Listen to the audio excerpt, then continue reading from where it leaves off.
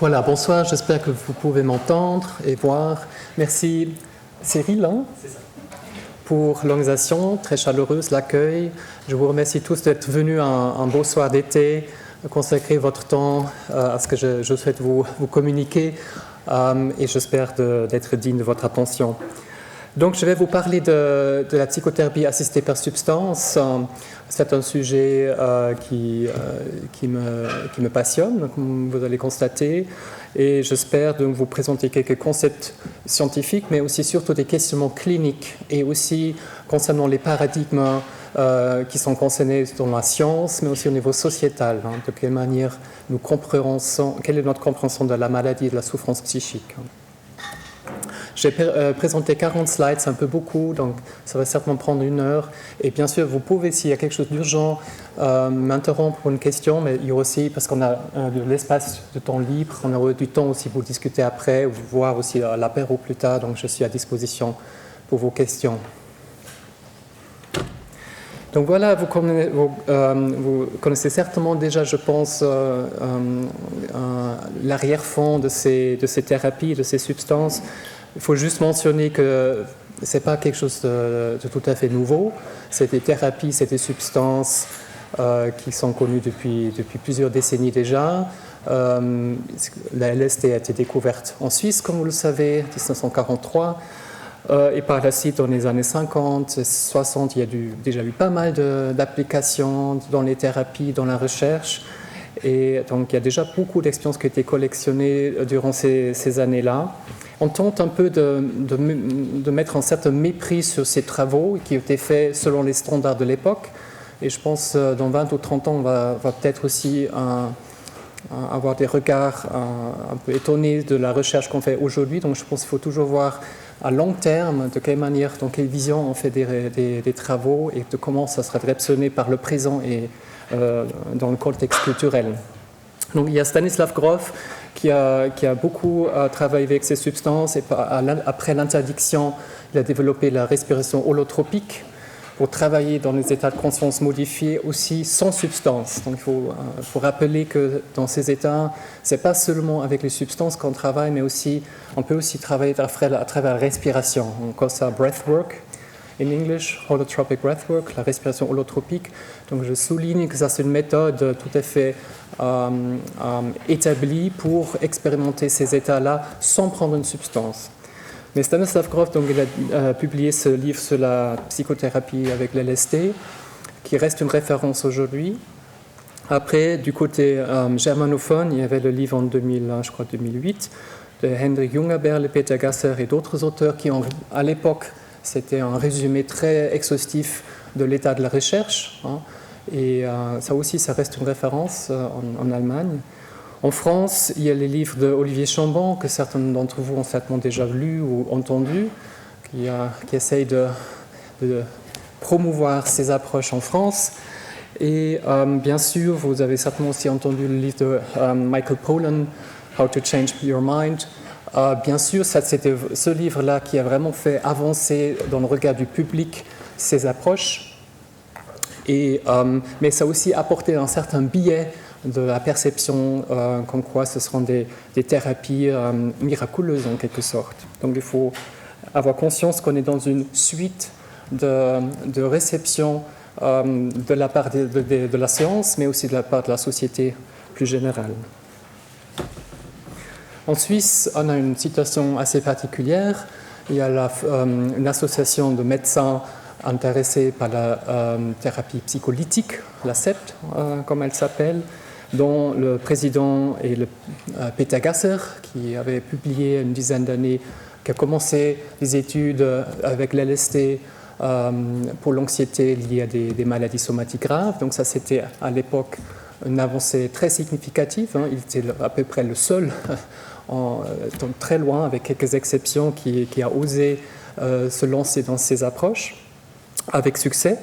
Et la CEPT, elle est aujourd'hui toujours active à promouvoir, à informer et à voir de quelle manière ces thérapies peuvent être dispensées dans la meilleure manière possible pour le grand public et où cette garant qu'il n'y a pas trop d'écart par rapport à certaines dérives qu'on peut craindre, comme par exemple le gourouisme. Hein.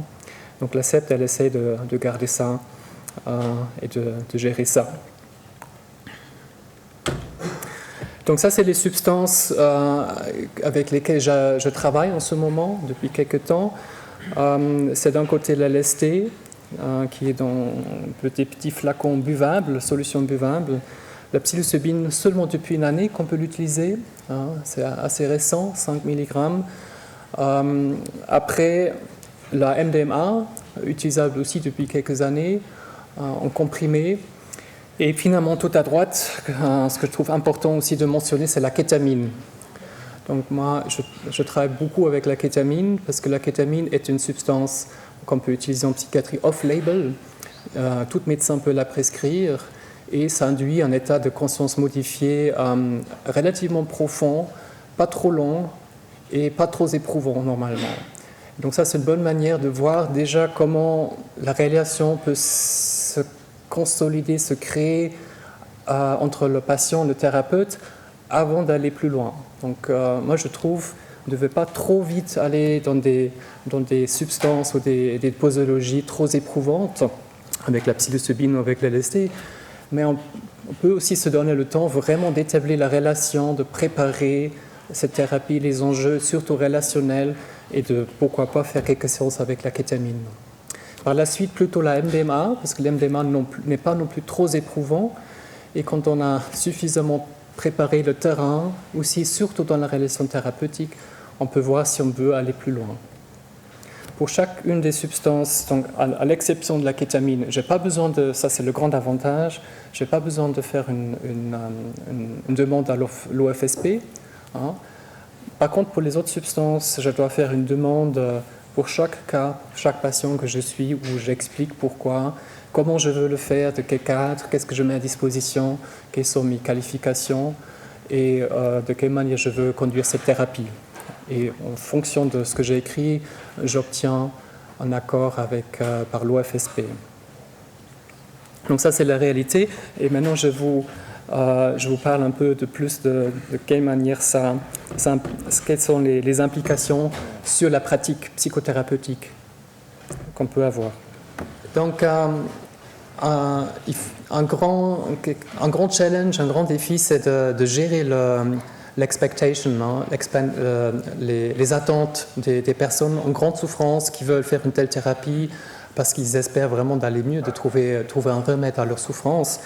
Et bien sûr, ça a été beaucoup influencé par certains récits dans les médias, dont le livre de Pollack, comme quoi ces thérapies peuvent vraiment, en relativement peu de temps, faire un déblocage assez profond d'une souffrance chronique et intense. Et ça, c'est vraiment quelque chose sur lequel il faut beaucoup travailler avec les personnes, parce que souvent, ils sont déçus. Hein. Souvent, la thérapie ne va pas aussi vite. Parfois, ils ont même l'impression qu'ils n'ont même pas reçu la substance, ils ont reçu un placebo. Donc, ce n'est pas rare que les gens sont déçus de leur séance et qu'il faut vraiment leur expliquer. Ça va quand même être un processus thérapeutique de long terme. Et ce n'est pas une ou deux ou quelques séances qui vont résoudre un problème qu'il a déjà souvent depuis toute une vie. Et après, des attentes comme quoi... comme quoi on fait ce travail et après tout est bon et tout est réglé pour le reste de la vie, et ça c'est pas vrai. Donc le processus d'intégration des défis de notre vie nous accompagnera jusqu'à la mort. Donc on va toujours avoir de nouveaux morceaux à gérer, et c'est pas fini parce qu'on a fait quelques séances avec l'LSD ou psilocybine. Hein, on va devoir rester attentif à notre dynamique psychique pour le reste de notre vie. Et après aussi, en ce moment, un biais, un publication bias, qu'en ce moment, depuis quelques années, c'est très facile de publier. Il y a beaucoup de publications. Il suffit de mettre le mot psychédélique dans le titre ou dans l'abstract, et c'est beaucoup plus facile de publier sur cela que sur d'autres sujets qui sont aussi importants. Donc ça, il faut savoir qu'il y a un biais énorme au niveau des médias et aussi au niveau des publications pour ce sujet-là. Et maintenant, on commence à entrer dans la phase où on réalise que it's not a quick fix. Hein. Donc, il faut du temps et de la patience pour implémenter ces thérapies. Donc ça, c'est juste un exemple de email, bien sûr pas personnalisé, c'est un résumé un peu descriptif de ce que je reçois. Donc il y a beaucoup de gens qui me contactent, qui veulent faire une telle démarche.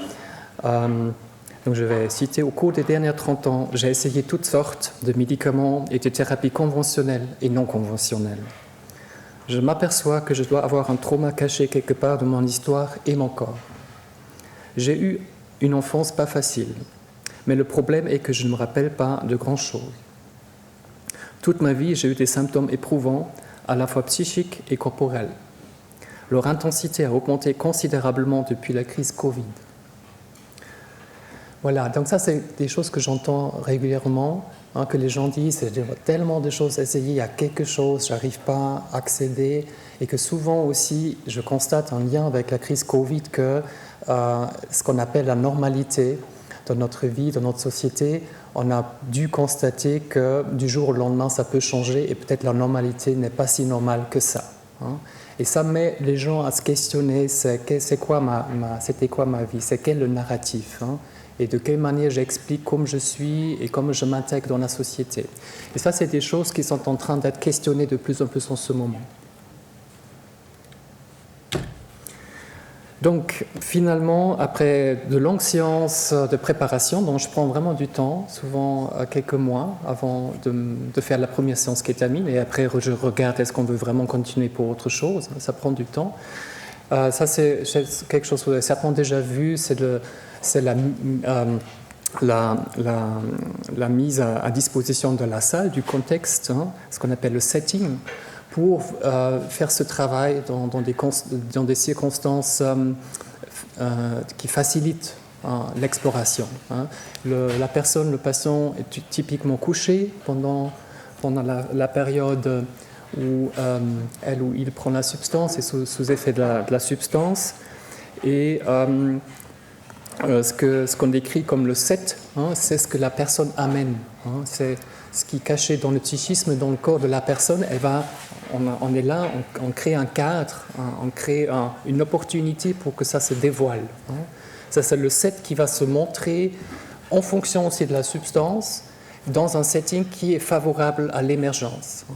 Donc ma responsabilité de thérapeute, c'est de faciliter l'émergence de ce qui est caché ou qui est présent dans le corps et dans le psychisme de la personne. Donc j'essaie souvent il y a donc des objets de nature, des fleurs, des odeurs de l'encens brûlé. La musique est très très importante pour accompagner le processus, aussi le silence. Parfois, selon le lieu, donc je fais ça à des lieux différents, on peut aussi aller dans la nature, aller en contact avec les plantes. Ça, c'est toutes des choses qu'on peut prévoir selon les possibilités. Et souvent, j'aime bien aussi, selon l'intensité du processus, la substance, faire ce travail avec une co-thérapeute, que la personne, que ce soit un homme ou une femme comme patient, soit accompagnée par 2 thérapeutes, moi et une femme. Donc je fais ça souvent avec d'autres personnes. Parce que, à vrai dire, la raison principale, c'est parce que c'est des processus tellement intenses souvent que moi aussi, j'ai besoin de prendre du recul parfois, en break, et de ne pas toujours être seul à accompagner, porter ça. C'est souvent des processus, quand on va profondément, qui sont assez intenses. Donc c'est bien si on peut se relayer entre 2 thérapeutes et qu'il y a aussi, au niveau relationnel, les schémas d'attachement vis-à-vis des femmes, vis-à-vis de la mère, une femme vis-à-vis du père, un homme. Donc ça facilite le travail énormément si on est à 2. Mais ça pose plein de questions au niveau des coûts, parce que c'est des thérapies longues, coûteuses, avec 2 thérapeutes à disposition. C'est un coût important. Donc ça reste un défi aussi. Il y a d'autres possibilités, c'est aussi bien sûr les thérapies de groupe, thérapie groupale, ça aussi, ça porte beaucoup d'avantages. Moi, je suis d'avis, les deux ont des avantages et des désavantages. Parfois, j'ai l'impression que les personnes, quand ils sont dans un setting de groupe, ils s'adaptent aussi à ce qui se passe autour d'eux. Ils ne vont pas aussi profondément dans le processus que dans le setting individuel. Donc, parfois, dans le groupe, on peut profiter de la dynamique du groupe, qui est aussi réparatrice, donc je reconnais ça aussi, mais je pense selon la situation, les 2 settings ont leurs avantages et désavantages. Maintenant, je reviens un peu à la chose qui me paraît la chose la plus importante, c'est d'être préparé à l'émergence traumatique pendant ces séances-là. J'aime bien l'auteure américaine Judith Herman, qui a écrit ce magnifique livre, Trauma and Recovery, et j'aime bien cette phrase, « Les atrocités, cependant, refusent d'être enterrées ». Ça, c'est la nature du trauma psychique, que même si ça s'est passé 30, 40 ans dans le passé, ça reste encore présent ici, maintenant, dans le corps et aussi dans le psychisme. Et que quand vous allez dans un état de conscience modifié, il y a de fortes chances que ça va se montrer, ça va émerger, émergence d'une empreinte traumatique profonde. Et notre travail, en quelque sorte, c'est nous avons normalement la dialectique du trauma, ça consiste à essayer de mettre ça loin et de couvrir ça sous une couche de sable ou de béton. On s'est dit, c'est tellement horrible, on ne veut rien avoir avec, on met une couche de sable et de béton dessus, ce qu'on a fait ici. Et le travail des thérapeutes et des patients, c'est un peu les gens avec les overalls bleus, c'est d'aller fouiller et chercher et regarder ce qui s'est passé. Et ça, c'est vraiment, à mon avis, une image qui montre le travail avec les psychédéliques. On va vraiment oser regarder là où l'horreur est cachée, en quelque sorte. Et en faisant ça, on peut amener à la réalisation du trauma et à la guérison du trauma. Mais c'est un travail courageux pour le patient et aussi pour le thérapeute. Donc j'en parle parce que, à mon avis, dans notre vision sur notre société, on prétend que le trauma est rare et exceptionnel, alors qu'il y a beaucoup d'études depuis longtemps établies qui montrent le contraire, que le trauma est réel et fréquent. Et ça, c'est des études américaines qui sont tout à fait représentatives aussi pour notre société, qui montrent par exemple qu'il y a ce qu'on appelle une prévalence, c'est une occurrence très élevée des événements vraiment traumatiques avant l'âge de 13 ans, de 40% en moyenne. 40% des jeunes, avant l'âge des teenagers, ont déjà dû faire face à au moins un événement hautement traumatique. Et 10%, dans cette étude-là, 10% ont fait face, 9% à peu près, 8-9%, ont fait face à une violence sexuelle. Et indépendamment, ça montre dans ces chiffres, indépendamment du niveau socio-éducatif. Ça concerne toutes les couches sociales. Et ce n'est pas des petites choses, c'est vraiment des gros incidents qui, pour toute personne, mettre en stress le système de gestion et d'intégration. Comme par exemple le décès d'un proche, un accident grave, une personne qui décède subitement, une menace à l'intégrité physique, une catastrophe naturelle comme on voit ici, ou alors la violence interpersonnelle. Et la violence interpersonnelle, ça je montre ici, c'est les études de Noémie Eisenberger qui a montré l'équivalence entre la douleur physique et la douleur psychique. Donc elle a testé chez les participants la douleur quand on fait mal avec une stimulation de chaleur sur la peau, on provoque la douleur, ou alors on provoque une douleur psychique. Par exemple, la personne a vu une photo d'une personne dont elle est en séparation difficile, dans un chagrin d'amour, ou un jeu d'ordinateur où les gens se sentent exclus du groupe tout d'un coup. Et quand on investigue l'activité du cerveau dans des situations de douleur psychique, on constate, et ça c'est vraiment important de savoir, que ici les zones, ça c'est la insular area, and the DACC, c'est là une partie du cortex cortical qui s'active dans les deux cas, que ce soit une douleur physique ou alors une douleur psychique. Donc ça veut dire, pour nous en tant qu'organisme, de perdre un bras est dangereux et ça fait mal, donc on veut l'éviter, mais de perdre un attachement social et relationnel, ça fait autant mal et c'est autant menaçant pour notre intégrité que de perdre un bras. Donc c'est très important de se rappeler, nous sommes social animals, on a besoin d'être intégrés dans un groupe, et si ça s'est menacé, ça fait très très mal. Et ça, c'est, je pense, important de se rappeler que la violence n'est pas seulement physique, mais aussi psychologique et elle est réelle. Donc ça, c'est notre étude. C'est la ACE Study, Adverse Childhood Experiences. C'est une étude où on a regardé les circonstances de vie difficiles dans les ménages où les enfants grandissent pendant des années. Et quels sont les types de stress répétitifs auxquels les enfants, les adolescents doivent faire face en s'adaptant. Et il y a 10 critères. Il y a 3 critères d'abus. Il y a ici, il y a 2 critères de négligence et household dysfunction. Household dysfunction, c'est par exemple qu'un parent a une maladie psychiatrique chronique, un abus de substance, par exemple, ou la mère a été maltraitée. Ça, c'est quand l'enfant doit grandir avec ce genre de violence dans la famille, bien sûr, ça laisse des traces. Et qu'après, ils sont demandés jusqu'à l'âge de 17 ans, est-ce que vous avez dû faire face à ce genre de situation cumulatif, tous les critères, on a demandé aux gens. Ce sont des Américains plutôt des couches aisées, parce qu'ils avaient tous une assurance maladie, ces gens-là qui ont été interviewés. Et on regarde, on constate par la suite, ça c'est le score ici, en 32,7, que seulement à l'âge de 17 ans, 33% de la population normale américaine a la chance de ne pas avoir été confrontée à un facteur de stress chronique et important. Seulement 30%. Les 66 autres % avaient dû faire face à au moins un stresseur chronique et important. Et quand on regarde par la suite un autre chiffre de 10,5, c'est le pourcentage de ces gens-là qui ont dû faire face à 5 ou plus facteurs hautement stressants. C'est 10% de la population normale qui a grandi avec des facteurs stressants 5 ou plus auxquels il n'y a pas d'autre choix que de s'adapter. Et ça laisse des traces profondes.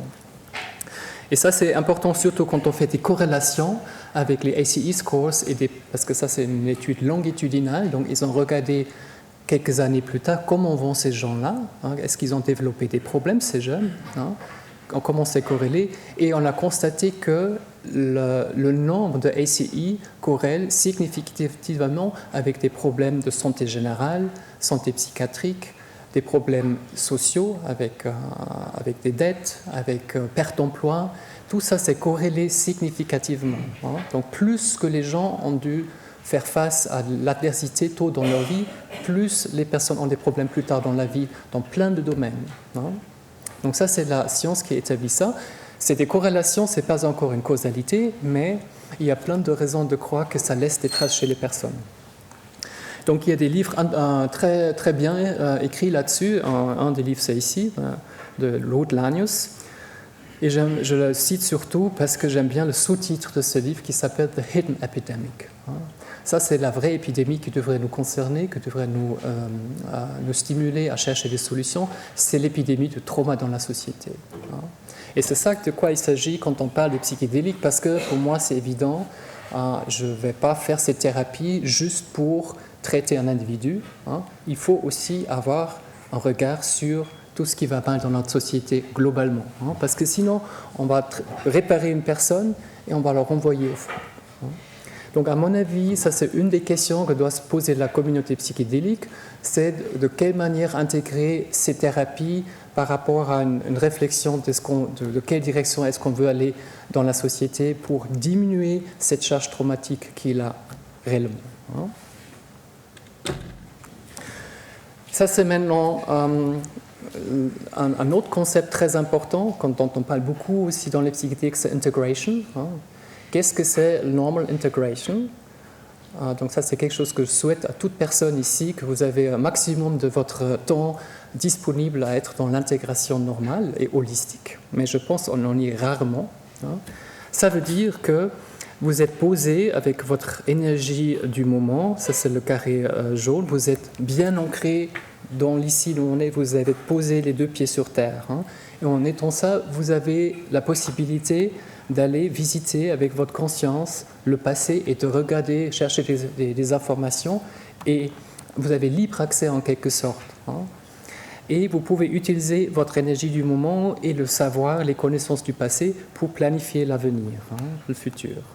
Ça, c'est un peu l'état idéal quand on est ancré dans l'ici, dans le présent. On peut un peu visiter le passé pour chercher des informations et on peut anticiper l'avenir, mais le gros de l'énergie, de la présence est ancré dans l'ici et le maintenant. Ça, c'est quelque chose qui se passe chez des personnes traumatisées. Ça, c'est la dissociation structurelle, où vous voyez que la partie de l'énergie mentale, the working memory, on appelle ça, ou the central executive, il est beaucoup plus petit. L'ancrage avec la réalité du moment, il est beaucoup plus petit. Et l'énergie, elle est parasitée par un poids traumatique du passé, en quelque sorte.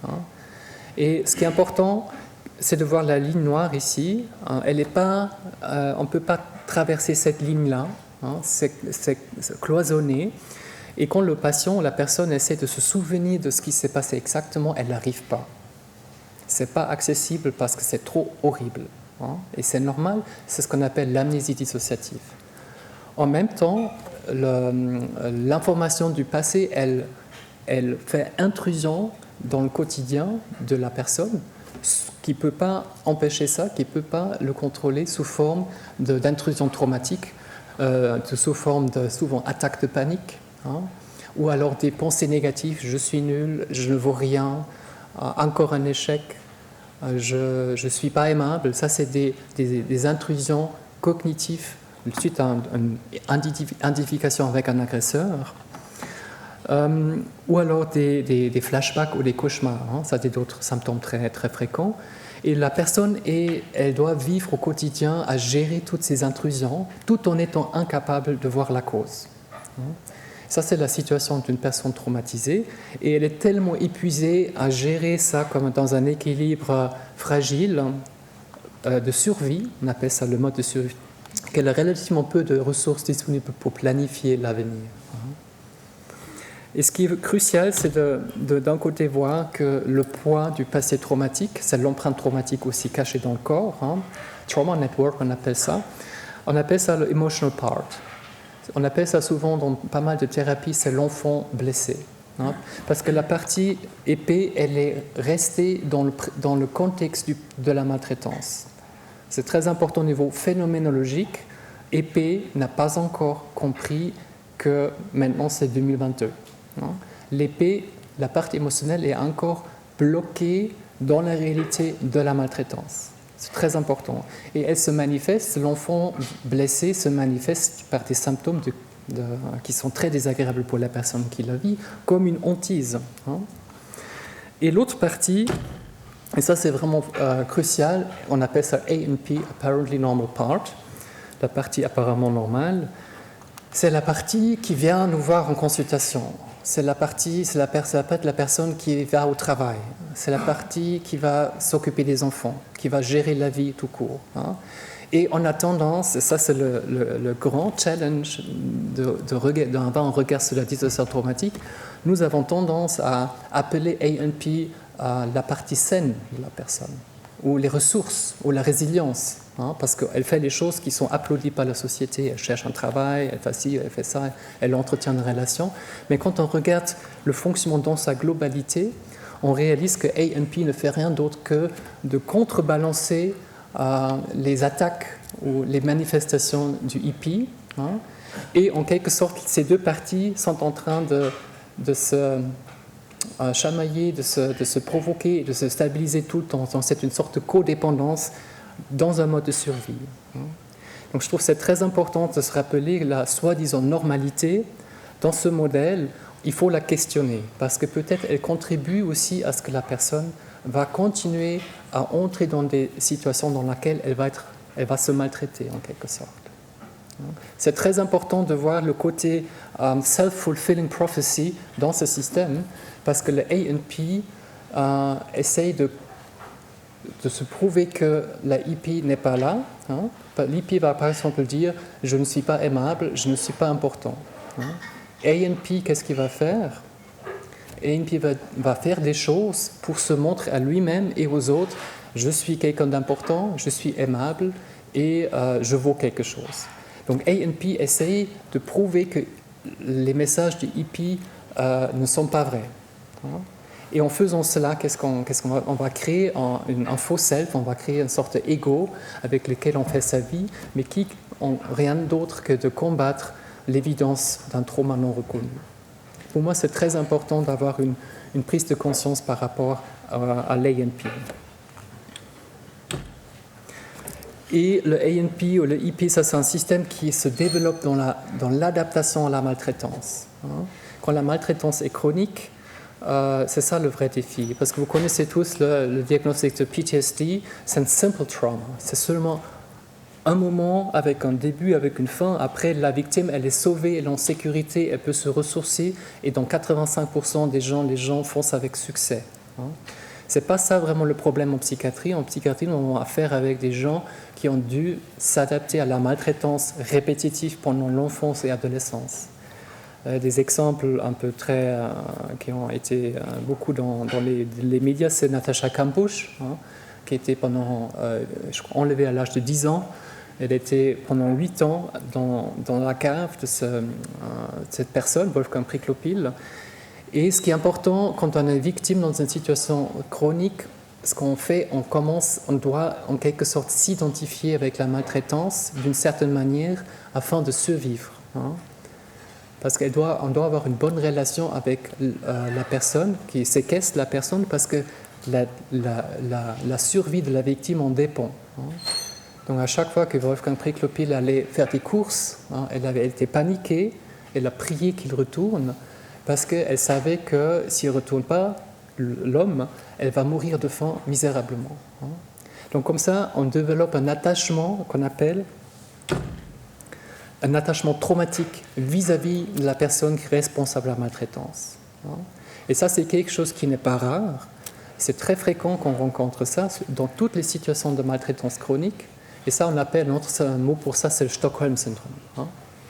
Et ça, c'est le problème principal, profond de ces patients traumatisés. Et ça, à mon avis, on peut seulement traiter dans une relation thérapeutique stable et solide. On ne peut pas traiter ça juste comme ça avec les substances. Et ça, c'est des phénomènes aussi que je décris ici, qu'on peut constater aussi à l'échelle collective. J'ai écrit un livre là sur cela, parce que tous ces mécanismes de dissociation, on les trouve chez l'individu, mais aussi à l'échelle des collectivités. Donc maintenant, on arrive sur un peu les effets du stress dans l'organisme. Il y a la hardware, j'appelle ça. Je ne vais pas trop en parler, c'est la neuroscience structurelle, fonctionnelle, mais je vais surtout parler des changements acquis à cause d'un trauma dans la software, dans la manière dont nous gérons les informations de la vie de tous les jours. Et pour moi, il y a 3 choses qui sont surtout importantes à considérer dans la psychothérapie. La première difficulté, ce que j'ai déjà mentionné, c'est l'évitement phobique de la mémoire traumatique. C'est la paroi fermée qui empêche l'accès à la mémoire traumatique. Parce que ça fait trop mal, on a un évitement phobique dès qu'on se rapproche. Ça, c'est la première difficulté, parce que le patient, il veut bien, mais il ne peut pas parce que ça fait trop mal. La deuxième grande difficulté, c'est le déficit de contextualisation. Ça, j'ai déjà mentionné aussi, c'est le hippie qui ne sait pas encore que le trauma est terminé. L'hippie pense toujours que le trauma a lieu encore maintenant. Et je vais vous montrer le corrélat neurocérébral de cela. Et le dernier grand défi que j'ai aussi mentionné, c'est le syndrome de Stockholm, c'est l'attachement traumatique, où les victimes de maltraitance s'identifient avec la maltraitance elle-même, parce que cette identification était nécessaire pour s'adapter et pour survivre. Et de sortir de là, de cet attachement traumatique, est un travail de longue haleine qui nécessite, à mon avis, surtout une relation thérapeutique très solide. Donc ça, à mon avis, sont les grands défis des patients typiques avec la souffrance psychiatrique chronique. phobic avoidance of traumatic memory, deficit of contextualization and traumatic attachment. Et moi, je suis d'avis, ça c'est mon expérience en travaillant avec ces gens et connaissant la littérature et surtout l'espace phénoménologique quand on travaille. À mon avis, la MDMA est une bonne substance pour essayer de surmonter l'évitement phobique de la mémoire traumatique. Je vais vous montrer une évidence pourquoi.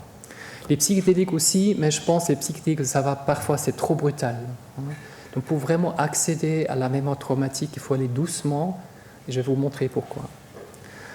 Le deuxième défi, c'est le déficit of contextualization. C'est les gens ne sont pas arrivés dans le présent. Il y a une bonne partie de leur vécu, de leur corps, qui est encore ancré dans le passé traumatique. Et là, à mon avis, les psychédéliques sont des bonnes substances parce que ça ouvre le champ du présent. Au final, c'est ça qu'on fait avec les psychédéliques. On est là avec la perception du présent et on travaille avec. Qu'est-ce qu'il a maintenant? Et on réalise peut-être que le trauma est déjà fini. Et le dernier, c'est le traumatic attachment, comme j'ai déjà dit. Là, il faut une bonne intégrité psychothérapeutique pour vraiment essayer et porter et susciter, motiver la personne d'aller changer ses attachment patterns. Parce que les gens ont typiquement tendance à retourner dans des situations instinctivement dans lesquelles ces personnes vont être retraumatisées. Et de sortir de ces attachment patterns est un travail crucial qu'il faut essayer de faire. Et ça, on peut seulement faire dans une démarche psychothérapeutique. Après, il y a des mécanismes d'apprentissage qui sous-tendent ces mécanismes-là, ces processus-là. C'est surtout Fear Extinction Learning, je vais en parler un peu, et le Memory Reconsolidation Modulation, qu'on active une mémoire et en l'activant, on peut le modifier. Ça, c'est des mécanismes sous la neuroplasticité qui permettent de dire qu'on peut guérir des traumas graves et chroniques. Mais pour moi, l'ingrédient le plus important, ce n'est pas les substances, c'est la présence bienveillante du thérapeute qui doit accompagner ce processus à long terme. C'est ça l'ingrédient pour moi le plus important. Donc ça montre ce travail de Thome. Ils ont scanné les gens au moment où ils ont demandé de se souvenir de quelque chose de très pénible, une rupture sentimentale par exemple. Et qu'est-ce qu'ils ont vu quand on a un souvenir très douloureux? Qu'est-ce qui se passe au niveau cérébral? Il y a l'amygdale, l'hippocampe, vous voyez ici, qui s'allume, qui monte en flèche. Et ça, phénoménologiquement, c'est la peur, c'est l'angoisse, c'est la tristesse, c'est la panique. Donc on veut se rapprocher d'un souvenir douloureux. L'organisme, en quelque sorte, il s'active, il s'agite et empêche ce contact. C'est pour ça on a la dissociation traumatique. C'est l'explication biologique de l'amnésie dissociative, parce que c'est tellement horrible que la personne ne peut pas se souvenir. Parce que l'amygdale, elle va dire « stop, tu ne vas pas là, ça fait trop mal ». Et qu'est-ce qu'on voit avec la MDMA? C'est justement, c'est à droite, ici en bleu, que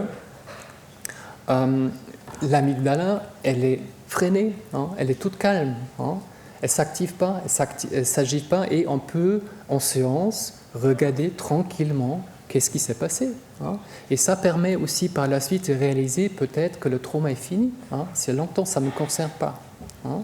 C'est la MDMA qui permet d'aller tranquillement, calmement, si le bras est toujours cassé, comme on le croit, ou peut-être le bras n'est plus cassé entre-temps. Et on voit que cette ouverture de cœur et cette ouverture est corrélée à cet freinage de l'amygdale au niveau phénoménologique et neuroscientifique. Ça, c'est la MDMA. Maintenant, je vais vous parler du déficit de contextualisation que j'ai mentionné. Je me base pour ça dans la théorie d'apprentissage sur le Fear Conditioning and Extinction Learning. Ça, c'est des modèles qu'on peut trouver chez les animaux, mais aussi chez les êtres humains. On peut apprendre à avoir peur. Par exemple, quand on est dans un bureau, il y a une lampe qui s'allume et en même temps, on reçoit un choc douloureux sur la main, électrique. Et on apprend à avoir peur dans un bureau par une lampe qui s'allume. Ça, c'est un peu l'association qu'on se fait, dans un contexte précis.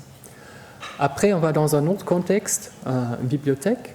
Là aussi, il y a une lampe, elle s'allume et rien ne se passe. Donc il n'y a pas de choc. C'est un contexte safe, secure. Donc la personne, elle va avoir deux conditionnements. Une fois j'ai peur, je vais être choqué, et une fois je ne vais pas avoir peur. C'est calme, c'est sécure ici. Ça se passe de manière implicite. Et après, le prochain jour, on peut tester est-ce que la personne se souvient encore de ce qu'elle a appris le jour avant. Ça, c'est Fear Conditioning Learning and Fear Extinction Learning. Ça, c'est des méthodes très, très solidement ancrées qu'on peut reproduire chez les animaux et les êtres humains. Et qu'est-ce qu'on voit ? On voit une différenciation de la réponse implicite, de la peur, en fonction du stimulus et en fonction aussi du contexte. À savoir, quand j'apprends ici d'avoir peur dans le bureau, ça c'est le bureau égale danger, lampe égale danger. Quand je vais dans la bibliothèque où il n'y a pas de choc électrique, je vais apprendre ici je suis en sécurité, parce qu'il n'y a pas de choc. Il n'y a pas de choc ici. Le deuxième jour, on va tester qu'est-ce que la personne a retenu de cela, et on va constater que quand on montre le contexte qui était sécure, elle ne va pas avoir peur. Elle va se souvenir correctement, dans cet endroit, je suis en sécurité. C'est ce qu'on appelle extinction recall. Quand on montre à cette personne le bureau où elle était choquée, elle aura une réaction de peur, parce qu'elle dit ici c'est dangereux. Et ça, c'est un apprentissage implicite adéquat et cohérent, parce que ça nous protège, on ne doit pas réfléchir longtemps. Ça se passe de manière automatique. Maintenant, quand on regarde les personnes traumatisées, PTSD, ce qui est fondamental, que les personnes PTSD apprennent l'extinction d'un stimulus comme une personne saine, bonne, de santé normale. Donc ici, la ligne rouge, la ligne noire, elles descendent de manière égale. Il n'y a pas de différence entre les deux groupes. Après, donc, les deux groupes apprennent de ne pas avoir peur dans un contexte sécure. Après, les personnes rentrent à la maison, elles retournent le lendemain, on va faire le test dans le contexte sécure et on va mesurer la réaction de la peau, est-ce qu'ils ont peur ou pas. Et ce qu'on va constater, et ça c'est la chose importante, que les personnes avec un PTSD, elles vont activer la réaction de la peur, même si elles ont appris la veille que dans ce contexte-là, il ne faut pas avoir peur. Et les personnes normaux, ils vont activer le extinction recall correctement. Ils ne vont pas avoir peur, ils ont appris ça, ils sont capables de l'activer ça. Ça, c'est fondamental parce que ça signifie que les personnes traumatisées, ils ne sont pas capables d'activer extinction recall de manière cohérente par rapport au contexte du présent. Ça, c'est fondamental parce que ça explique, donc j'ai fait une étude en imagerie par rapport à cela. Donc, les zones corticales qui ont été identifiées, qui sous-tendent cela, c'est d'un côté une suractivité du cortex singulaire dorsal antérieur, c'est ici en jaune, c'est trop actif cette zone-là. Et une autre zone, c'est le VMPFC, qui n'est pas assez actif. Et ce déséquilibre est responsable que la personne, elle ne va pas pouvoir activer la mémoire implicite adéquate. Ça veut dire, phénoménologiquement, la personne va toujours se sentir menacée. Et ça, c'est ce qu'on appelle le deficit of contextualization. Et pour moi, ce n'est pas de la théorie, c'est pas que, pour moi, c'est ce que j'observe chez mes patients tous les jours. On a beau leur expliquer, vous êtes en sécurité en Suisse, il n'y a pas de bombe, il n'y a pas de torture, le trauma est terminé, les gens sont quand même anxieux, ils se croient menacés tout le temps. Ça, c'est le déficit de contextualisation qu'on peut constater. Et ce déficit de contextualisation, donc cette zone-là, ces deux zones du cerveau qui sont dysrégulées, ce qui est intéressant, on trouve cette dysrégulation dans les troubles anxieux, mais aussi dans les addictions. En quelque sorte, pour moi, addiction et trauma sont les deux faces de la même médaille. Et on sait maintenant que ces deux zones-là que j'ai mentionnées sont responsables pour réguler l'activité d'un côté de l'amygdale, de la peur, ici, et de l'autre côté du noyau accumbens, qui est responsable des comportements d'approche et des comportements addictifs. Donc les personnes, et ça c'est encore une fois, ce sont une dysrégulation du cortex préfrontal qui est acquis à travers la vie. On n'est pas né comme ça, on développe ça. Et ça explique pourquoi ces personnes ont des problèmes de gestion émotionnelle dans plein de domaines de leur vie. Donc ça implique plein de comportements et d'enjeux relationnels, de gérer la frustration, de sentir à l'aise en société, de consommer des substances ou pas les consommer. Tout ça, c'est aussi régulé par le DACC et le VMPFC. Donc ça a des répercussions très larges sur le fonctionnement d'une personne au quotidien. Et je vous montre ça parce que, comme je vous ai dit, je suis d'avis que les psychédéliques sont des substances qui permettent de recontextualiser l'expérience de la personne, de remettre les gens dans la réaction au présent comme le présent se présente, et pas du passé, pas du contexte du passé. Donc moi je fais une recherche d'imagerie cérébrale et vous voyez ici les zones que j'ai mentionnées, le rouge ici le VMPFC, et quand vous comparez ça avec placebo ou psilocybine, vous voyez que la connectivité de ces zones change considérablement. Et c'est une zone cruciale pour la régulation émotionnelle. Vous voyez la même zone ici, en rouge, le VMPFC, qui est un CID, qui est une Region of Interest par rapport à des recherches sur les psychédéliques.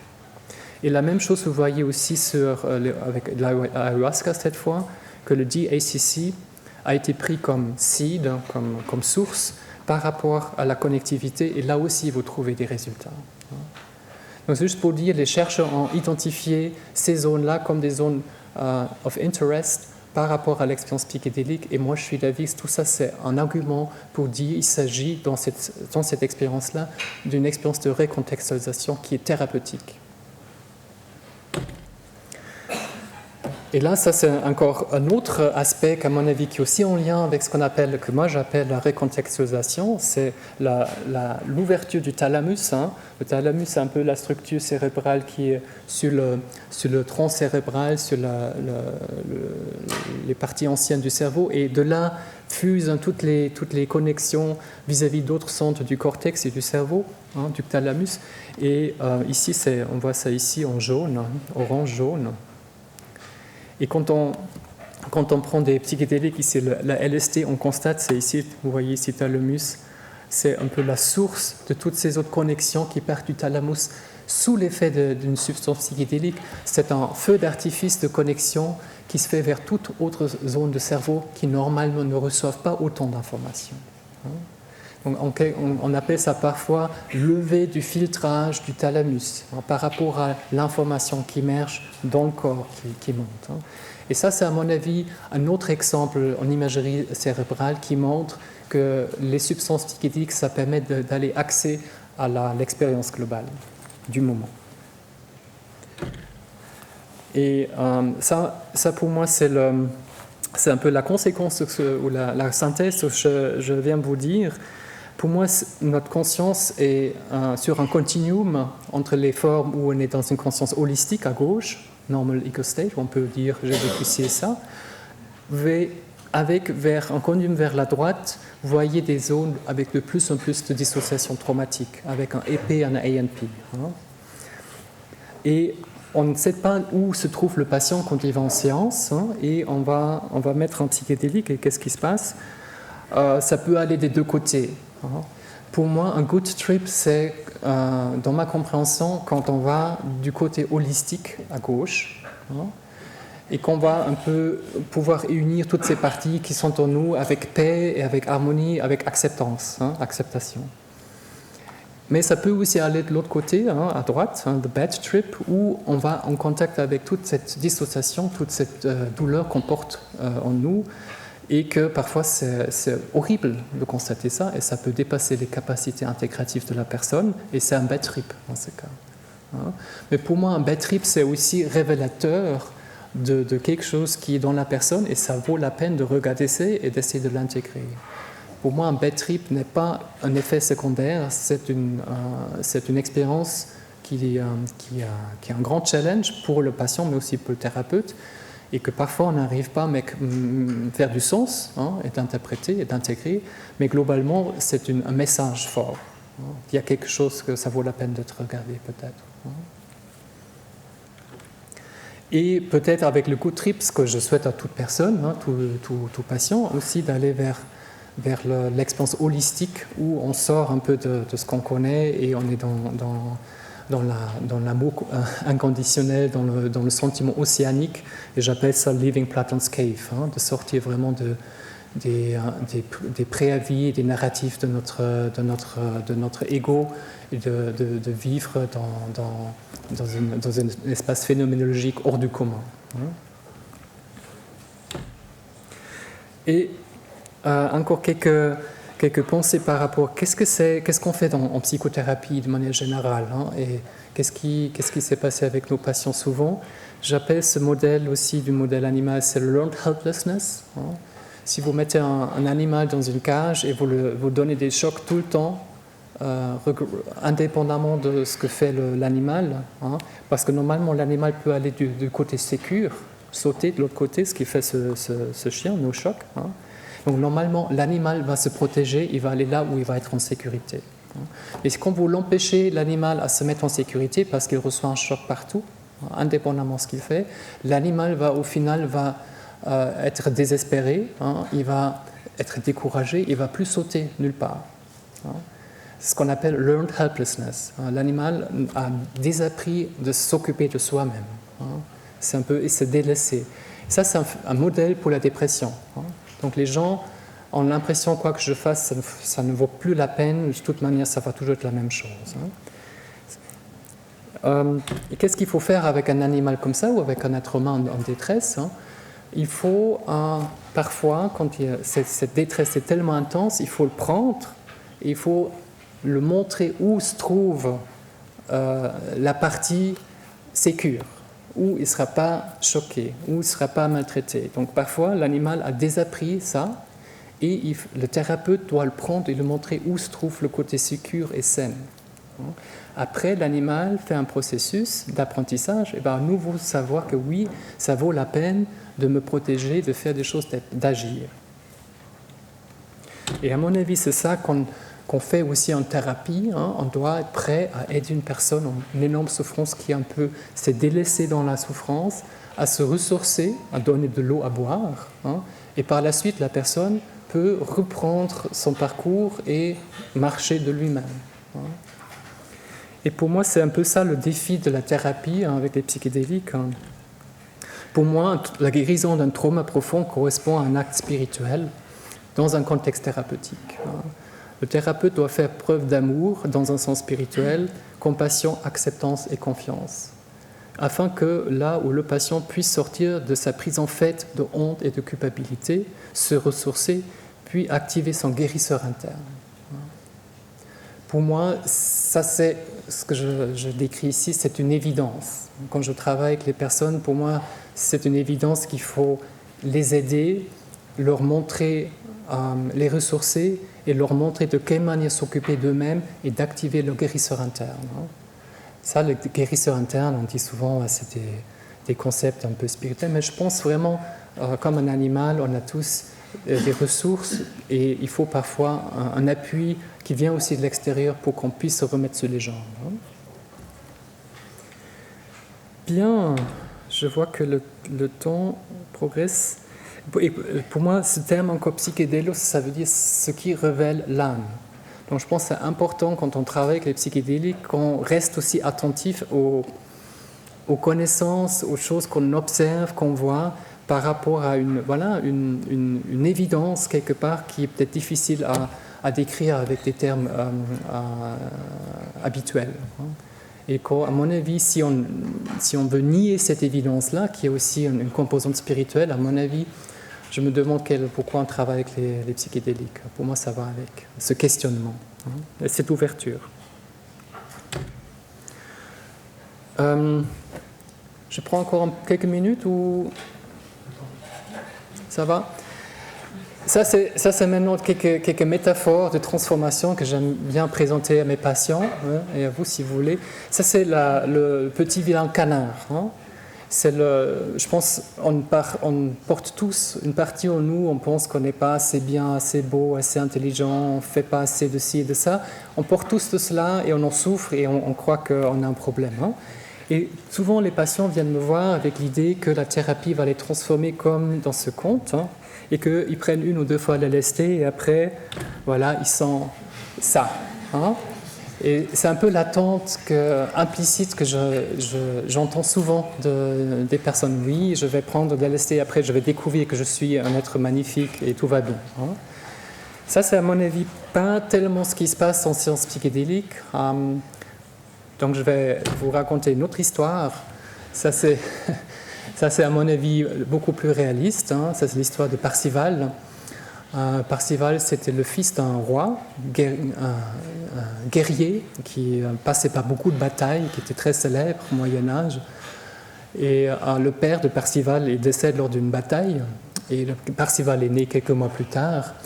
Et la mère de Parzival, parce qu'elle a perdu son être cher, elle s'est dit « Je ne vais jamais exposer mon fils à une éducation où il va devenir un chevalier. Hein. » Donc elle s'est cachée dans une forêt pour protéger son enfant, le garçon, pour pas qu'il devienne un chevalier comme son père et pour ne pas répéter la traumatisation d'être en guerre comme son père. Donc sa mère, elle fait tout ce qu'elle peut.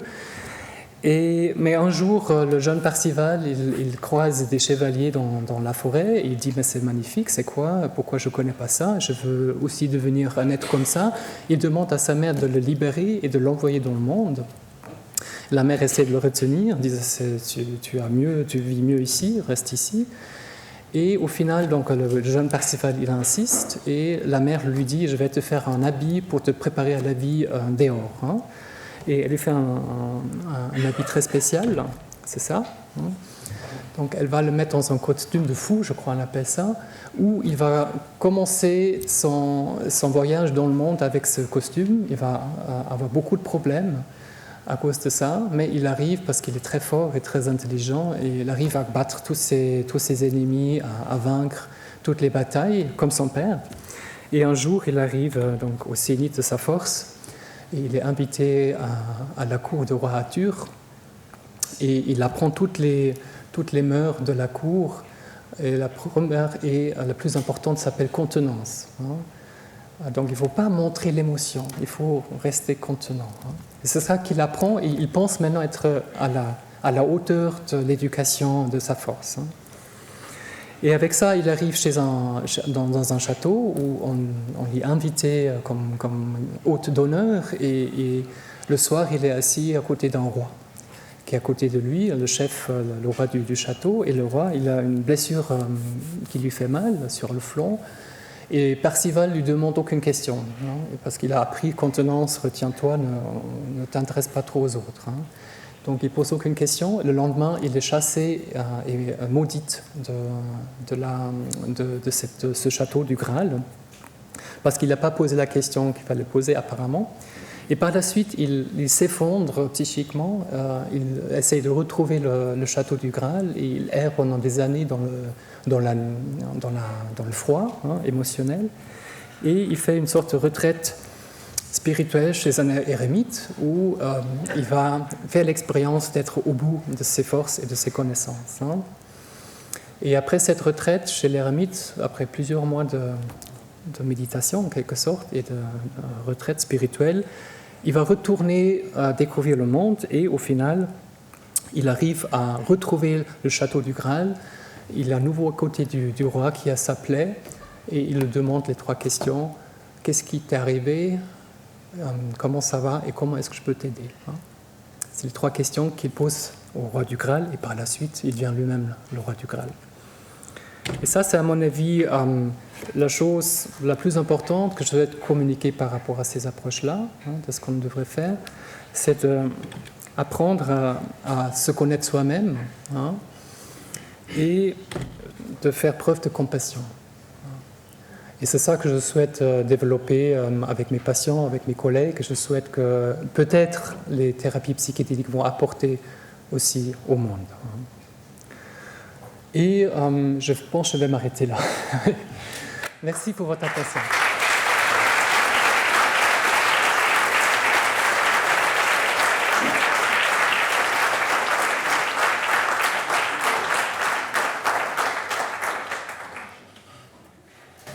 Alors, je pense que je peux parler au nom de tout le monde. Merci beaucoup pour cette présentation qui allait plus loin que la description de qu'est-ce que c'est une thérapie psychédélique, que vous avez amené de la profondeur et beaucoup d'émotions.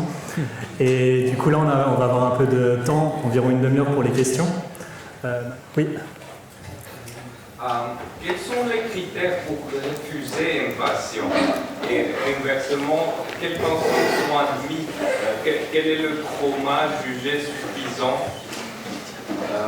Quels sont les critères pour juger un trauma suffisant pour ne pas accepter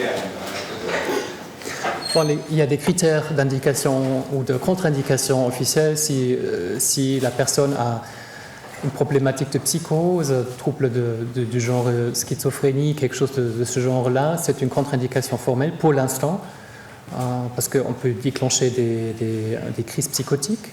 Ou alors, quand dans la famille il y a des symptômes de psychose, ça aussi, il faut être très prudent.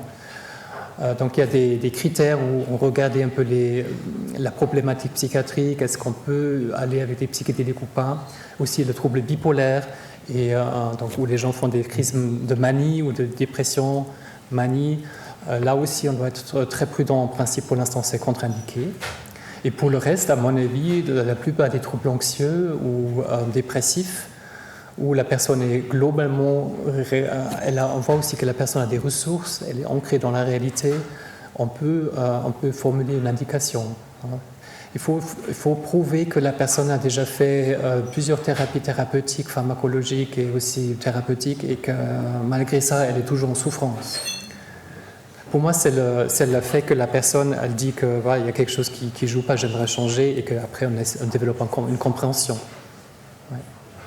Oui. Du coup, si on a une personne dans la famille qui est schizophrène et nous-mêmes on ne l'est pas, est-ce qu'on est refusé quand même, ou est-ce qu'il y a une moyenne pour prouver qu'on n'est pas prédisposé à cette maladie, même si... Bon, voilà. C'est une question difficile, je dirais. En ce moment, on va plutôt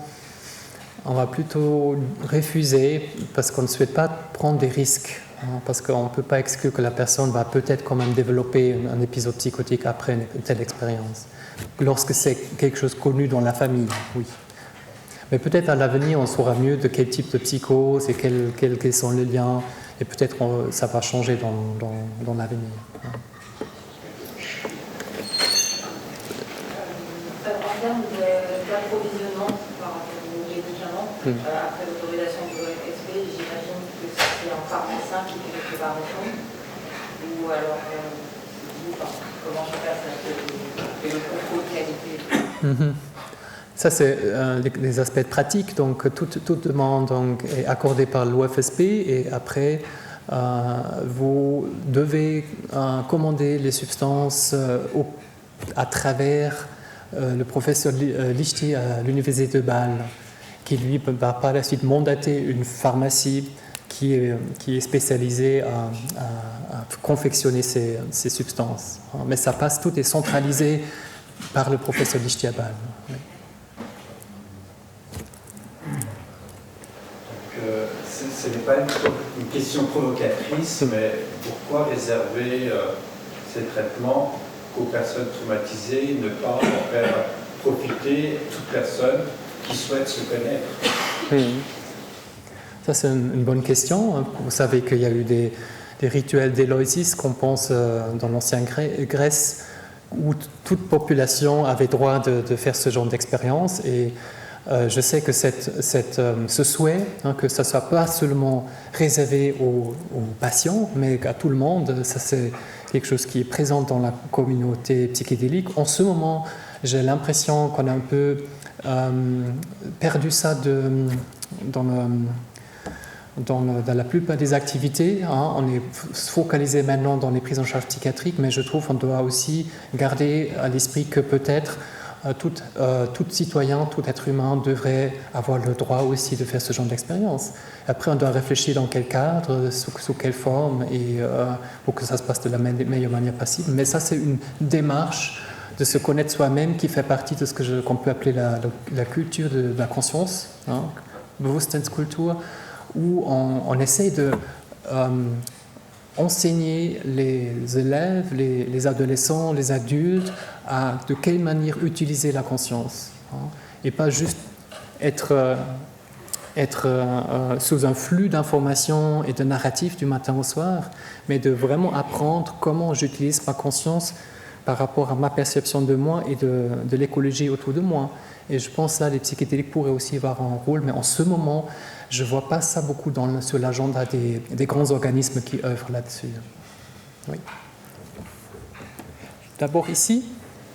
Est-ce que vous êtes familier avec le microdosage et est-ce que vous l'utilisez pour votre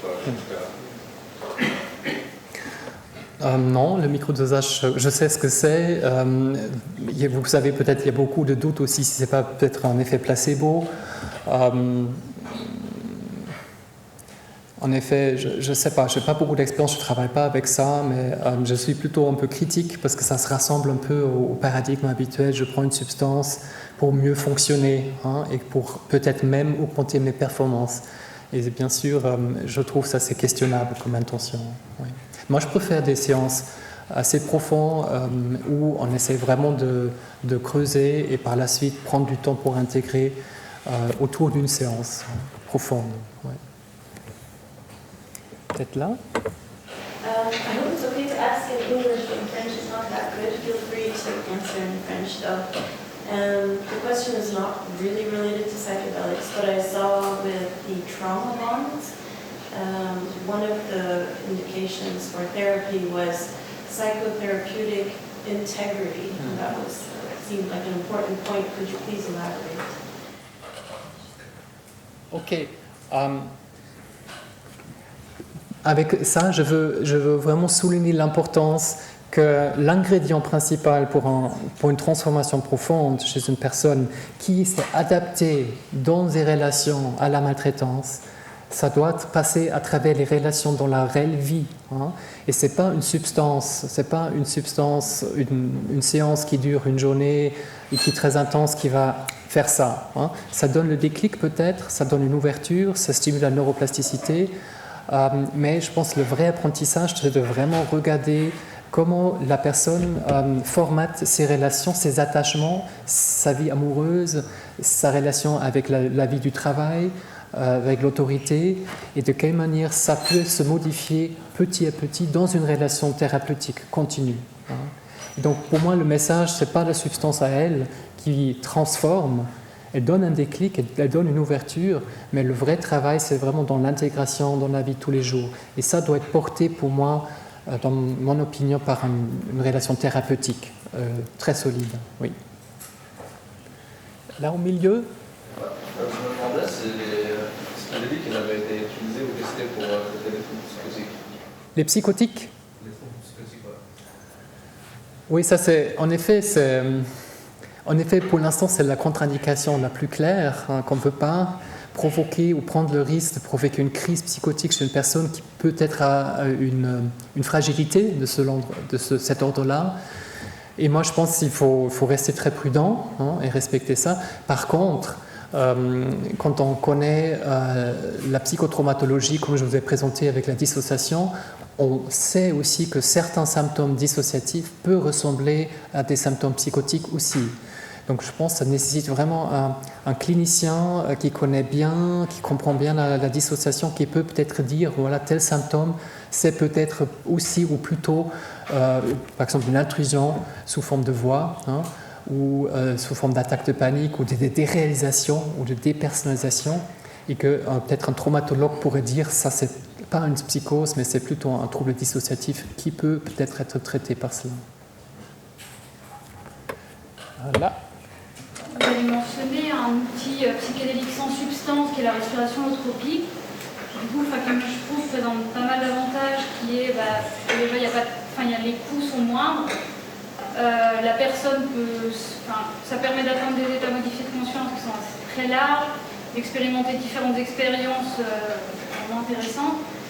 Et du coup, je me demandais quel avantage du coup, vous voyez à utiliser des substances psychédéliques avec toutes les contraintes que ça pose, comparé à ce type de technique sans substance. Donc vous avez tout à fait raison de souligner qu'en effet, qu'on peut travailler dans l'état de conscience modifié sans substance. Hein, je trouve que c'est important de rappeler. Il y a quelques thérapeutes qui font ça en Suisse, pas beaucoup, mais ça existe. Et moi j'envoie parfois aussi mes patients d'abord faire quelques séances en respiration holotropique avant même de commencer avec autre chose. Hein. Ça, c'est vraiment quelque chose qu'on doit dire aux gens. Regardez déjà ce que vous arrivez à faire avec ça.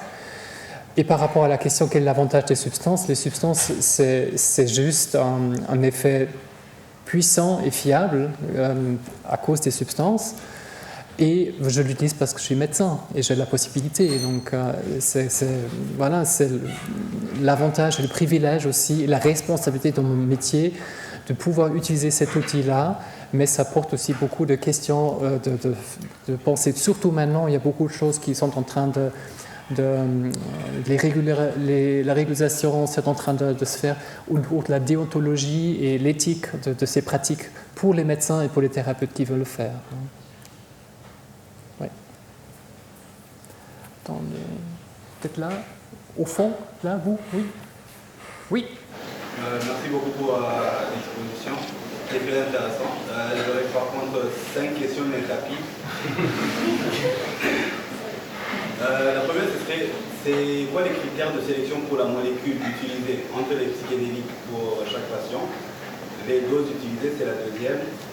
Et vu que la kétamine est en haut level, c'est pas géré par le FSP, vous pouvez donner jusqu'à combien de séances par année? C'est que pour les autres, c'est 3 séances. La quatrième question, ça serait induisez-vous ou est-ce que vous faites les séances avec les patients que vous ne suivez pas vous personnellement? Et la dernière, ça serait durant le voyage, quand la personne est sous substance, est-ce que vous faites la psychothérapie, vous entrez en interaction avec la personne ou vous le laissez faire le voyage et travailler ce qu'il a vécu avec vous? Merci. Donc je vais essayer de répondre au mieux de mon souvenir. Donc la dernière question déjà, donc pendant la séance, j'essaie de rester en retrait, mais présent quand même. Hein. Moi, je suis aussi thérapeute EMDR. Il y a une règle que je trouve très importante, c'est stay out of process. Hein. Donc laisser le processus avoir lieu et d'être là avec bienveillance et de montrer aux patients qu'on a une attitude de bienveillance non jugeante. Hein, parce que souvent, les personnes vont dans une age régression d'âge, où tout d'un coup, ils commencent à crier, à taper, à insulter le thérapeute, prendre le thérapeute pour un agresseur. Hein, et que, bien sûr, il faut avoir une lecture où on est là pour protéger la personne, pour donner un cadre dans lequel ça peut se émerger, une émergence de ces choses-là, mais toujours dans le non-jugement. Hein.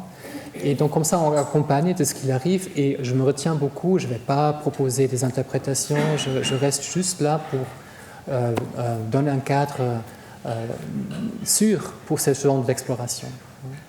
Et après la séance, dans les séances d'intégration, on commence à voir qu'est-ce qui est venu, de quelle manière on peut intégrer ça dans la vie de tous les jours. Mais pendant la séance, je me retiens beaucoup. Après la kétamine, je fais quelques séances.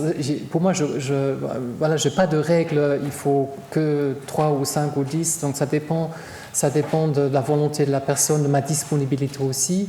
J'ai de loin pas les disponibilités que je souhaiterais avoir pour mes patients, hein, parce que ce sont des longues, c'est très, très intense et je travaille seulement 2 jours par semaine avec les patients. Donc ça dépend de mes disponibilités, des disponibilités des patients. Mais je n'ai pas de limite où dit j'arrête parce que vous avez eu 10 séances déjà. Je ne vais pas faire ça. Ça dépend de chaque cas. Aussi pour les psychédéliques, il y a des patients qui sont contents avec 1 ou 2 séances et qui vont dire ça suffit. Et il y a d'autres qui continuent pendant des années aussi. Après, la question, c'était le choix de la substance et de la posologie. Je dirais que, comme j'ai dit au début, je commence d'abord avec la kétamine, je regarde comment ça se passe et que quand j'ai l'impression que la relation est solide, je vais d'abord aller avec la MDMA, qui est relativement doux comme effet, qui n'est pas trop confrontant. On peut déjà aller voir dans la direction du trauma, son amygdale qui s'allume. Et quand ça se passe bien avec la MDMA, il y a 2 ans, j'allais pour l'LSD, parce qu'il n'y avait pas de psilocybine disponible. Le LSD, c'est des séances de 10 heures. C'est assez éprouvant pour le patient, mais aussi pour le thérapeute. Et maintenant, j'ai plutôt préférence d'aller vers la psilocybine qui dure 6 heures, 6 à 8 heures, et que voilà, ce n'est pas aussi long que la LSD. Donc, je préfère maintenant aller dans la phase terminale, si on veut, travailler avec la psilocybine. Ouais. Et je ne sais pas s'il y a encore une autre que je n'ai pas répondu. Les posologies, c'est plutôt... souvent, avec la MDMA, c'est jusqu'à 2 mg par kilogramme de poids corporel. C'est un peu la limite maximale, 2 mg par kilogramme de poids corporel. Pour l'LSD, c'est entre 150 et 300 microgrammes. Et pour la psilocybine, c'est entre 20 et 25 mg. Ouais. Il y avait aussi la question qu'il a posée sur le fait si vous traitez d'autres patients qui ne sont pas les vôtres. Ah oui. Merci Federico. Oui, non, je ne fais pas ça. Je traite seulement des patients avec lesquels j'ai vraiment un lien thérapeutique ancré, dans la durée aussi. Donc ça prend du temps. Ouais. Au fond, au milieu. Oui. Quels sont les risques de créer une dépendance vis-à-vis de ces médicaments chez le patient? Et la deuxième question, c'est quel est également le risque à ce que le patient, sur le long terme, ait tendance pour payer moins cher de se passer des psychiatres et des psychologues et essayer de se procurer ces médicaments sur Internet ou de manière illicite au fond. Ouais, ce sont aussi des questions importantes. Donc, par rapport aux psychédéliques comme la psilocybine ou la LSD, on ne peut pas développer une addiction, une dépendance sur le plan physiologique parce que ces substances entraînent une tolérance pharmacologique importante. Donc, on ne peut pas les prendre plusieurs jours de suite. L'effet va diminuer de manière très, très considérable. On ne peut pas les prendre de manière compulsive. Avec la MDMA, c'est un peu différent. La MDMA est connue sous ecstasy. Donc là, dans un contexte festif ou non contrôlé, il y a des gens qui développent une addiction parce que c'est un sentiment d'euphorie intense et que les gens ont envie de retourner chaque week-end. Donc il y a dans les scènes de clubbing, il y a cette problématique-là que c'est agréable et qu'il y a des gens qui ne peuvent plus vivre sans leur expérience MDMA le week-end. Donc ça, il faut savoir.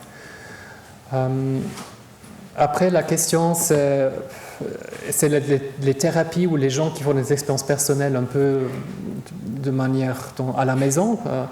Et bien sûr, là, on ne sait pas ce qui se passe chez les gens. Et bien sûr, il y a aussi toujours un certain risque qu'on va vivre une expérience difficile. Et peut-être c'est mieux de quand même faire ça de manière encadrée par les professionnels. Mais c'est vrai qu'il ne faut jamais oublier que pendant 30-40 ans, les psychédéliques ont survécu dans la clandestinité. Donc il y a eu des thérapeutes au noir, il y a des patients qui ont fait ce genre de choses loin de la psychiatrie, de la psychothérapie, et qu'en quelque sorte ces pratiques-là clandestines ont contribué aussi à ce que ces approches sont là.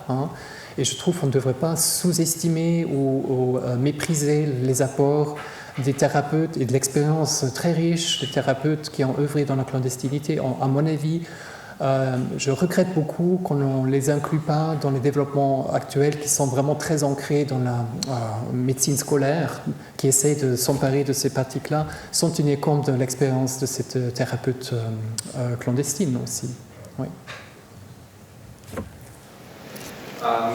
Est-ce que cela veut dire que, par exemple, si un thérapeute n'a pas une formation précisément sur les psychédéliques, mais il est quand même psychothérapeute, est-ce qu'un patient qui a un tel professionnel, a un lien avec un tel professionnel, peut ponctuellement visiter, je ne sais pas, un chaman, quelqu'un qui administre la même substance d'une manière un peu... voilà. Est-ce qu'il pourra quand même intégrer l'expérience pleinement avec son psychothérapeute après, même si ce dernier n'est pas formé comme vous spécialement sur ce champ. Donc pour ça, je pense que c'est important de souligner pour moi comme élément crucial de compétence chez le thérapeute, c'est l'expérience personnelle. Que le thérapeute doit connaître cet espace-là à travers des expériences personnelles. Si le thérapeute n'a jamais connu cet état-là, à mon avis, il ne va pas pouvoir comprendre l'ampleur de cet état chez la personne qui va raconter ce qu'elle a vécu. Donc pour moi, le critère principal, ça c'est ce que je défends vis-à-vis de mes collègues aussi, tout thérapeute doit faire une expérience personnelle dans l'approche qu'il travaille avec ses patients. Donc ça se fait dans toutes les autres thérapies aussi.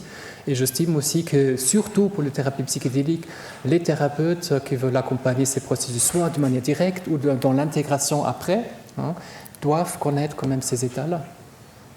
Et ça porte une grande question parce que c'est en quelque sorte une grande contradiction qu'on peut utiliser ces substances pour traiter les patients en ce moment, officiellement, légalement, mais on ne peut pas les utiliser pour former les thérapeutes.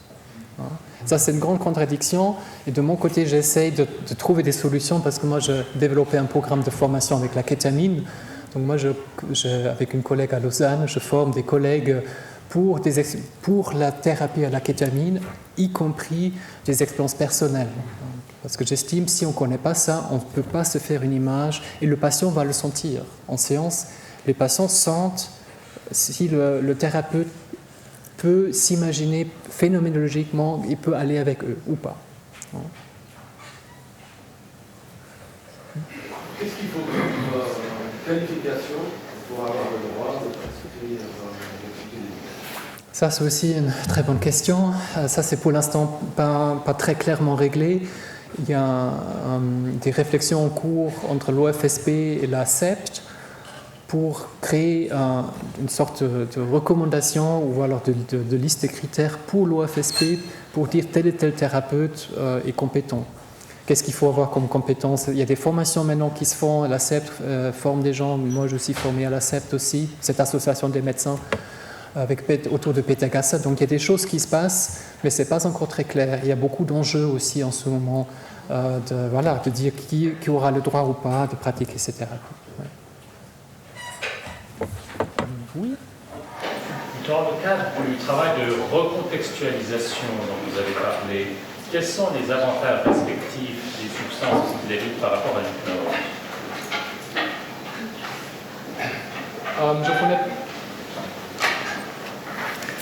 Je ne connais pas très bien l'hypnose, donc je ne peux pas très bien répondre à cette question. Pour moi, c'est juste dans l'hypnose, je pense qu'il y a une sorte d'intentionnalité d'explorer un vécu de telle et telle manière. Et c'est guidé par des suggestions du thérapeute et c'est repris et façonné par le vécu du patient hypnotisé. Dans les psychédéliques, c'est ce qui est typique, c'est que le patient, on lui demande de faire une intention, d'arriver en séance avec une intention, avec un objet aussi, et le patient prépare ça pendant des semaines, et on prend un psychédélique, et tout d'un coup, ça va dans une toute autre direction. On ne peut jamais savoir où va le trip. Et ça, c'est aussi ce côté disruptif que de l'expérience, on ne peut pas le savoir à l'avance, et il faut l'accompagner avec ouverture et bienveillance. On ne peut pas savoir à l'avance dans quelle direction ça va. Je voulais savoir si vous utilisez aussi la kétamine sous forme de spray. J'ai vu qu'il y avait des études pour faire un spray à base de kétamine à la place du cœur. Moi, j'utilise la kétamine sous forme sublinguale. Ça, c'est une préparation galénique que je commande en pharmacie. Ouais. C'est 60 mg que tu as. Oui. Ouais. Pardon ? Le spravato, ça existe aussi. J'ai un peu de problème avec le coût. Ça coûte très cher. Ça coûte très cher et ce n'est pas remboursé par les caisses, donc je ne travaillais pas avec ça. Après, il y a aussi la différence entre la S-kétamine et la R-kétamine. Moi, j'utilise juste la préparation que j'ai repris des collègues à Zurich et que j'utilise ça et ça marche très bien.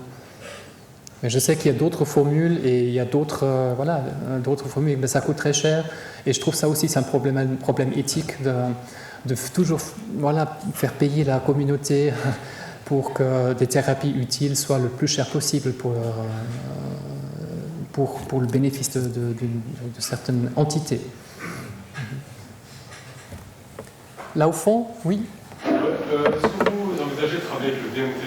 Et si oui, est-ce que vous pensez qu'une expérience de mort imminente peut aider à des fins thérapeutiques? Oui. La DMT est aussi un candidat pour les thérapies. Il y a le ayahuasca, le pharmahuasca. C'est une substance très puissante, très intéressante, où les gens, comme vous le dites, ont souvent l'expérience d'une mort imminente. Et je pense aussi que cette recontextualisation correspond aussi à perdre tous les repères et de juste se construire de ce qui est là et au-delà et dans la connectivité. On ne peut pas expliquer ça pour l'instant, mais il y a des récits, comme vous le mentionnez, sont fréquents. Et je pense la mort de l'ego, en quelque sorte, qui souvent est un tyran. On vit sous la tyrannie de notre ego. Et de vivre et de survivre la mort de cet ego et de renaître par la suite, ça peut être une expérience thérapeutique profonde, oui. Mais pour l'instant, je ne travaille pas avec la DMT, mais je sais qu'il y a des études qui le font. Oui. Là. Avant-dernière, oui. Ça me fait penser à l'iboga. Oui. Est-ce que vous connaissez cette substance? Est-ce que c'est en approche d'utiliser L'iboga semble être intéressant aussi. Moi, j'ai beaucoup de craintes par rapport au risque de cardiotoxicité. Donc, moi, c'est ça qui me fait un peu peur avec cette substance. C'est très long comme durée. Donc, je pense qu'il faut bien se poser la question de l'encadrement. Pendant une si longue journée, parfois plusieurs jours, où les gens sont en crise. Et j'ai aussi des soucis par rapport à la cardiotoxicité. Il y a quand même pas mal de décès qu'on pense qu'ils sont sur le compte de la iboga. Mais pardon? Oui, je pense qu'il y a des récits et quelques recherches encourageantes ou prometteurs, mais ce qui me fait peur, c'est la cardiotoxicité de cette substance. Je voulais savoir dans quelle mesure la méditation, diverses formes de méditation, pleine conscience ou transcendantale pourraient être dans une thérapie de cette sorte. Vous avez bien raison d'évoquer ça. En effet, une méditation profonde correspond aussi à ce détachement et à cette connexion à la réalité du moment. Et j'entends souvent des gens qui prennent ces substances que oui, c'est comme une méditation profonde, mais en quelque sorte, les substances psychédéliques, c'est un peu l'ascenseur qu'on prend vite. Ça va vite et c'est aussi la voie d'une certaine facilité qu'on peut critiquer aussi. On peut aussi dire, voilà, faites d'abord une retraite de méditation pendant une semaine et vous y arrivez peut-être aussi. Donc les psychédéliques, c'est un peu l'ascenseur vite et on peut l'utiliser, et je pense que c'est légitime de l'utiliser les psychédéliques si on peut, mais on peut aussi dire aux gens, la méditation vous amène aussi. Là. Qu'est-ce que vous pensez de ces compagnies, ces biotech qui essaient de produire des antidépresseurs à base de psilocybine et de LSD, comme par exemple MindMed ou Compass Pathway? Ouais. Donc, bien sûr, il y a maintenant les enjeux économiques et de quelle manière intégrer ça dans le paradigme sociétal. Et je vois qu'il y a beaucoup de conflits d'intérêts. Je constate en ce moment, malheureusement, qu'on perd un peu de focus par rapport à la souffrance sociétale et la nécessité d'apporter aussi des outils à la société globalement, et pas seulement aux patients, qui sont les personnes les plus exposées.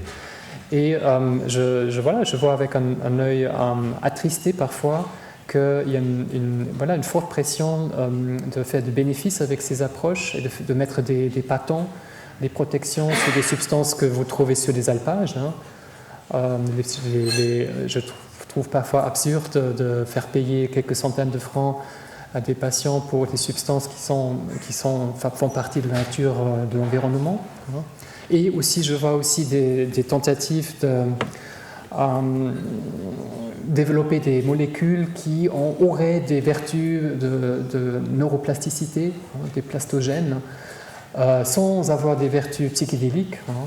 Et ça, je trouve aussi, on est à nouveau dans l'idée du quick fix. On trouve une substance qui va résoudre le problème de burn-out, de la dépression, et tout est réglé, mais au final, on renvoie la personne au front. Donc ça, je trouverais regrettable, c'est pourquoi j'en parle ici. Je me demandais par rapport au... Est-ce qu'il y a un endroit où on peut suivre éventuellement le recherche sur... Vous avez énuméré quelques molécules, mais il y en a plein d'autres aussi qui peuvent être utilisées, pas forcément sous les radars, ou qui ont d'autres forces qu'on trouve dans la nature et même dans les plantes par chez nous. Je me demandais, pour donner des exemples sur les alcaloïdes, genre style scopolamine ou d'autres, est-ce qu'il y a des études qui ont déjà été faites? Est-ce que c'est aussi sur les voies de réflexion? Les mélanges qu'il peut y avoir, parce qu'il y a la psilocybine, mais on sait qu'il y a plusieurs molécules actives, c'est parfois l'assemblage de la psilocine, ou d'autres qui sont intéressants. Est-ce que vous avez eu l'occasion de travailler avec? Non, je ne connais pas ces cas un peu particuliers de certaines substances, aussi des choses qu'on trouve dans les substances qu'on trouve dans les plantes. Il y a certainement beaucoup de savoir, de connaissances et des récits. Vous trouvez certains sites internet comme Hero8, où il y a toute une collection de récits avec des mises en garde aussi assez bien faites sur ce genre d'expérience. Mais il faut être prudent, bien sûr, il faut être prudent parce que souvent les médecins ne se connaissent pas eux-mêmes. Moi, je ne connais loin pas toutes ces substances. Et il y a aussi les research chemicals, toujours des nouvelles substances, molécules qui arrivent sur le marché. Donc, il faut être extrêmement prudent avec cela. Et voilà, c'est toujours un risque, entre guillemets, de faire des expériences avec ce genre de substances. Oui.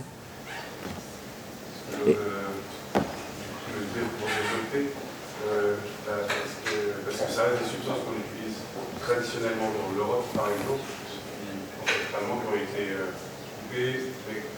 On parlait par exemple tout à l'heure de l'ayahuasca qu'on supposait, mais voilà, ça ne pousse pas ici, dans un souci de qualité. Mais du coup, j'imagine que voilà, il y aurait des endroits où des études comme ça sont faites en Suisse ou en Europe.